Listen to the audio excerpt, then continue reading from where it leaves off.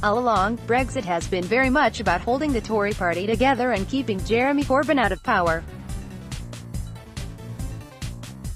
In which case, even though its membership would again want a leave decision, moderate Conservative MPs, spurred on by Amber Rudd's recent support for a people's vote out of preference to no deal, a snap general election with the Tories under new leadership ever so reluctantly offering the option to remain in the EU would almost certainly return them to power for another 5 years.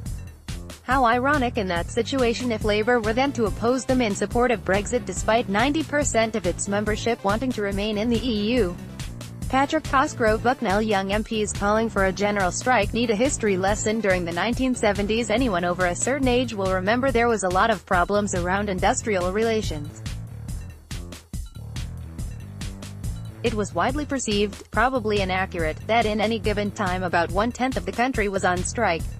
We also experienced a relatively new phenomenon, secondary picketing, which at one dispute called Brunwick got seriously out of hand.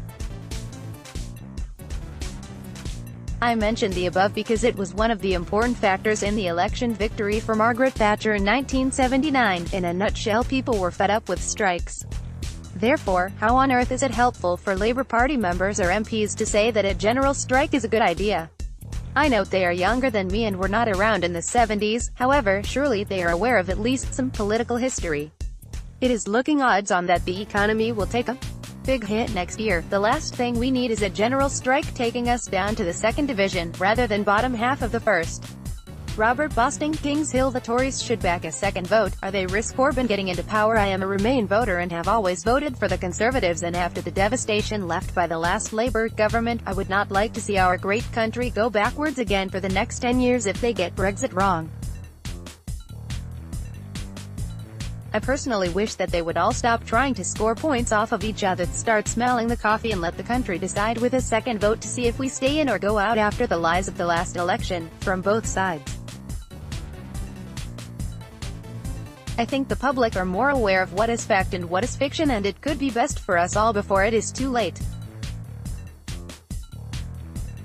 So please, Theresa May, bin the Chequers deal and start listening to what we all want and not just massaging egos to stay in power. Sean Reid addressed applied health scares. I do so agree with Caitlin Morrison when she writes that suggesting that an illness as complex as depression in its many forms can be helped by adopting a Mediterranean diet is simplistic and in many ways impractical. The article brought to mind one of the many wonderful characters created by the late great and much missed Miles Kington. This character, whose name I have forgotten, had the job of creating health scares. As the character pointed out in the interview, there has to be a current health scare or food fad, and as one died down, his job was to create another one. As with all of Miles' zany characters, there was no more than a grain of truth in what was written.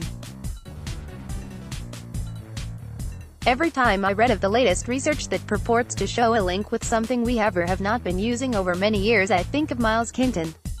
Patrick Cleary-Hunish. It's time for the Brexiteers to deliver what Hilary Barber, letters the 26th of September 2018, seems to have forgotten is that the UK people voted to leave the EU. That decision has been taken, and to roll back on it at this time would be an affront to democracy. Whether you agree with the Brexit result or not, the fact remains that it was conducted within the legal framework of the UK, and the then Prime Minister promised that it would be respected despite the position of Parliament being that it was advisory. The vote is done, and it is time for the winning side to deliver on every single promise that was made, from tariff-free access to the EU to £350 million a week extra to the NHS, through no one being financially worse off as a result of it. Alan Gregory Cheadle. We must continue to help refugees. Holly Baxter is to be applauded for referring to the Global Compact on Migration and Refugees.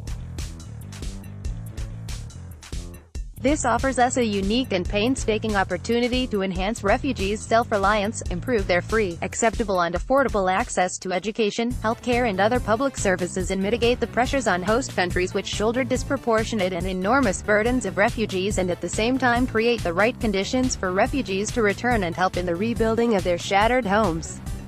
This includes the sacredness of Palestinians' right of return to their forebears' homeland and their inviolable right to establish their independent, viable and sovereign state on their national soil alongside a secure Israel.